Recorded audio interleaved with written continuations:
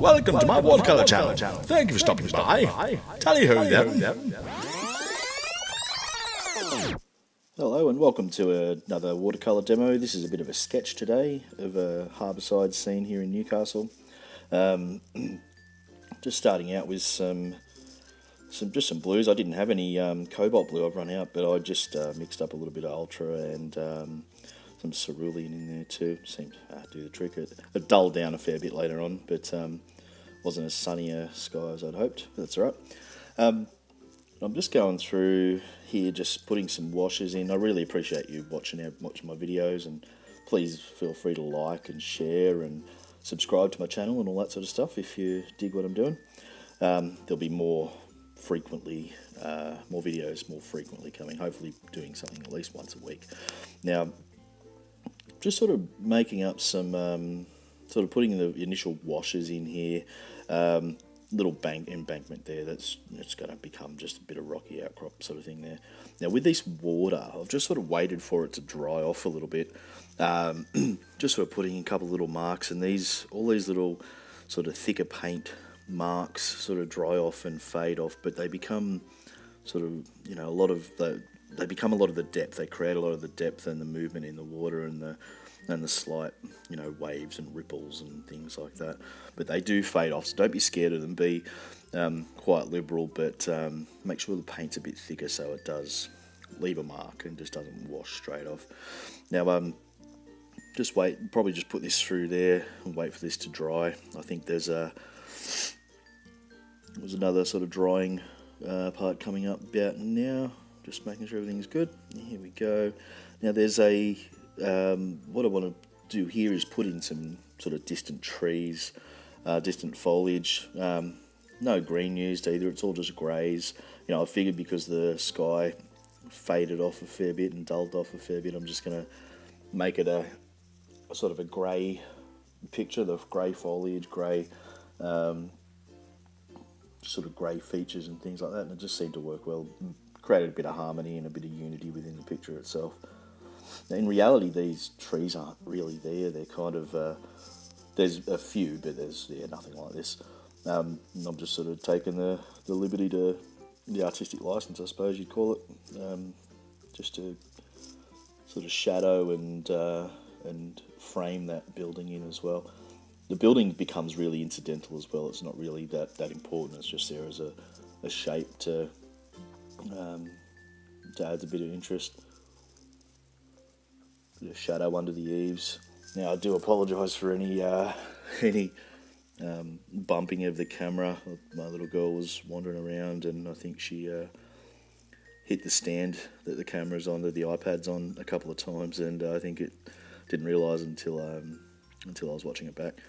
But it's all good, she's a little bugger. Now with this, a couple of little sprays in there just to create some texture. Now this sort of stuff, I'm just going to start doing the sort of darker, sort of more foregroundy type trees. Now once again, it's all just really abstract, really minimalist, because I'm not sort of painting anything, but I'm just creating that interest along that middle ground there. So there's something there, but we don't know what. It's just suggestions of stuff going on. Keep all those little, if you're using the rough paper like I am, which I always suggest to do, because you get to play with those little broken edges and fast brush strokes rather. Create those little dappled little sparkles and things.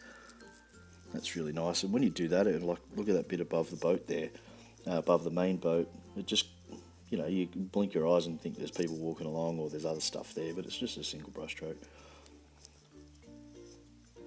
And with your boats, always sort of anchor them to the ground, to the water with a dark line on the bottom.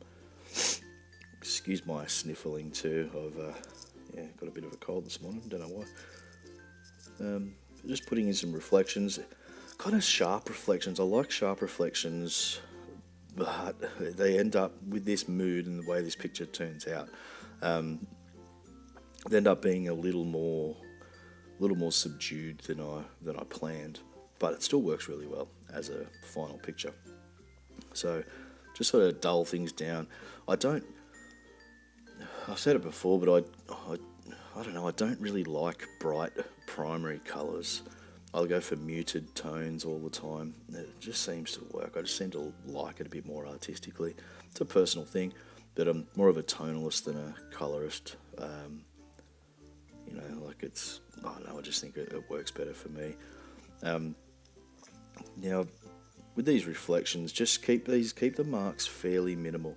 Now, I always have a bit of an issue myself with knowing when to stop with reflections. Now, I'm not going to, with the videos that I share, I'm not going to just show everything that comes off brilliantly all in one go. And it's like, oh my God, I just nailed it that time. Just to, show off.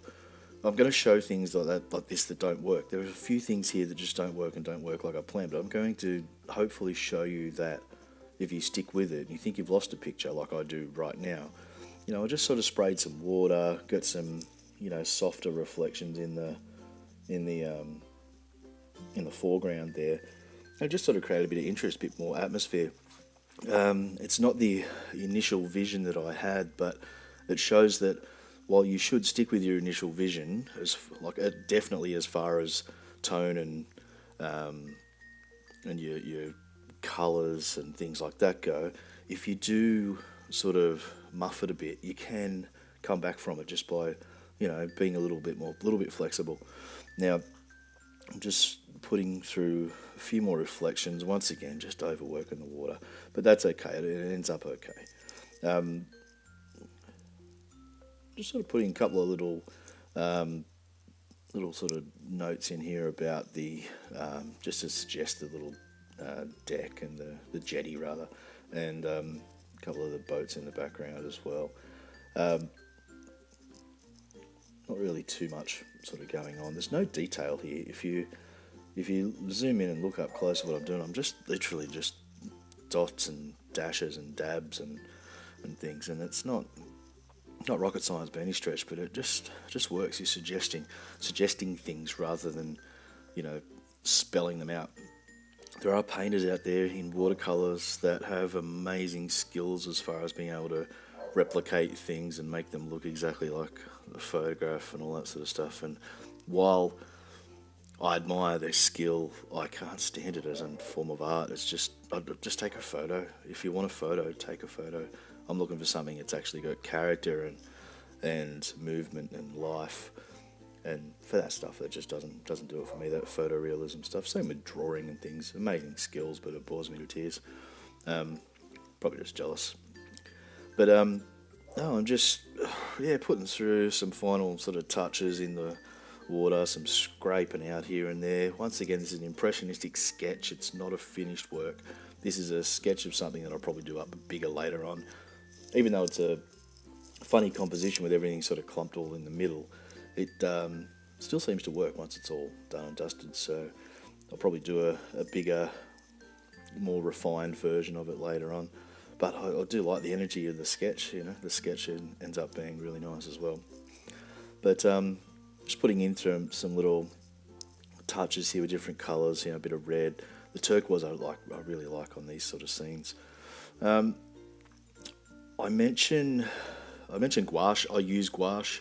Don't be one of those people that go, oh my God, you cannot use gouache. It is not transparent, therefore it is not watercolour. It's rubbish. Turner did it. Constable did it. Sargent did it. Whoever, if they can do it, anyone can. It's just all these fuddy-duddies with some sort of eye on some weird history, revisionist history that people go, watercolour's transparent, so what? So if you use yellow ochre, that's not transparent. It's just rubbish. It's all just a moot argument that, wannabe arty-farty types get into. But if you use, having said that, if you're using gouache and body paints, use them carefully, because they can overtake if you're a bit funny with them. I've just sort of scraped out some little rocks here with a palette knife at the front and just put a couple of little shadows and different textures in, just to create a different sort of look at the start, at the foreground, sorry. And my little bird's going in with my little black gel pen, which I really like. Now I do start now. I put a big wash in here with the at the water line. Yeah, here's that gouache I was telling you about. A couple of dots here and there, dots and dashes, really does affect it, and just brings out some highlights that you might have missed or you didn't keep track of at the time. But yeah, once again, sparingly, and it's great, no problem at all.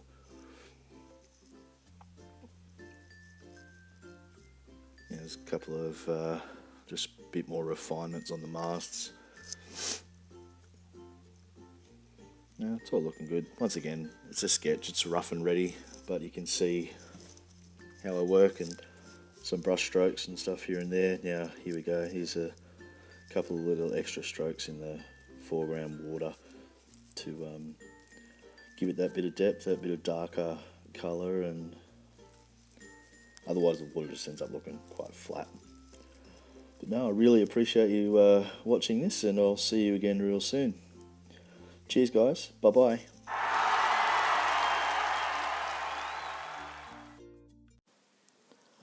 Thanks, guys. Be sure to subscribe, and I'll see you all again real soon. Thank you!